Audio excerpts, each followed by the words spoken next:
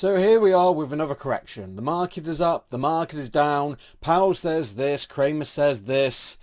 It's a volatile time and it's lacking any clear direction. It's only a couple of months since I did my video on the September correction, and I'd rather not go over the same information, but I do want to reiterate some key points. The first is to look at this type of volatility as a correction, not a market crash.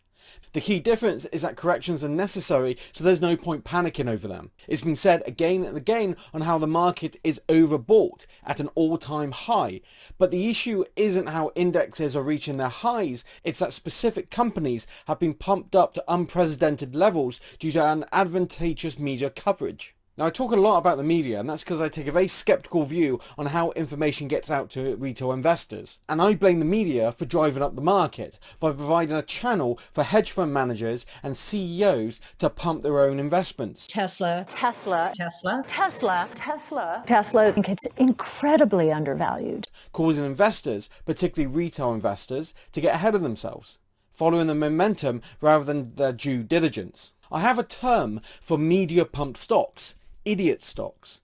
These are stocks in which companies have a huge media presence, household names, to a degree that even the biggest idiot in the world with no investor knowledge will buy them, regardless of the fundamentals. Now, when the same companies are promoted, more investors buy into them and the stock goes higher, so it gets more coverage, and then more people buy into them. Fundamentals don't matter in these scenarios, and the market becomes unbalanced. Just because some hedge fund manager or analyst says a stock should, could and would reach a target price, that doesn't necessarily mean investors should jump in and start buying immediately until it hits it.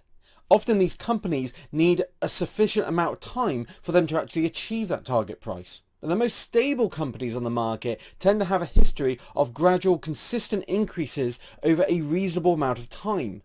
And these companies are a hell of a lot more reliable than these pumped up stocks that draws in retail investors to buy in at the wrong time, to leave them trying to comprehend how badly they time the market and how badly their stock has tanked.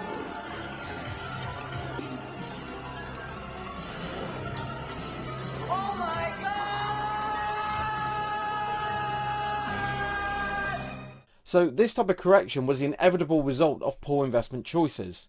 The market was off balance with too much money put into the same companies, and it was just waiting for something like Omicron to tip the scales out of balance.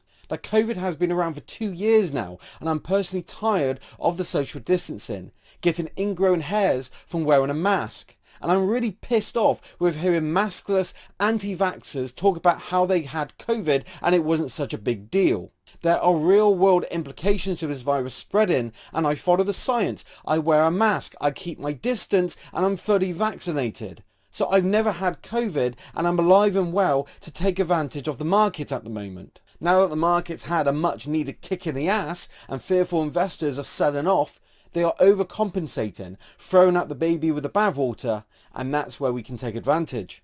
The way I'm dealing with this correction at the moment: firstly, I've not sold anything. A fearful market is not a time to sell, it's a time to take advantage. Now, I've already sold my positions in September in preparation for a volatile market, and I've avoided buying into anything I consider overvalued.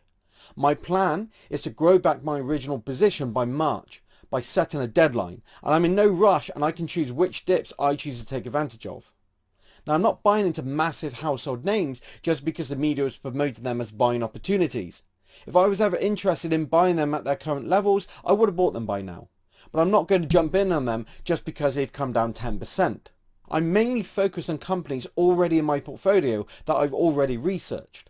Companies I like, in industries I understand and I see good growth potential. It's a lot easier to hold on to companies with red numbers when you've done your due diligence. A diversified portfolio of good companies or a buy list should be rampant with buying opportunities right now. If you're having a look outside your portfolio or your buy list to find opportunities, then perhaps those lists need to look at anyway. But whatever you do, just don't panic and sell good companies when you should be buying. Don't go crazy and use up your entire cash position, as the companies could fall further. It's better to take your time, buy a little bit at a time, perhaps just 25% of your cash position, and save the rest for further dips. Just be prepared to take some punches, and remember that good companies will survive corrections and grow over the long term. This correction is going to leave some companies ripe for the taking, and I will try and cover a couple of these in my next video, so please subscribe below so you don't miss out. Until next time.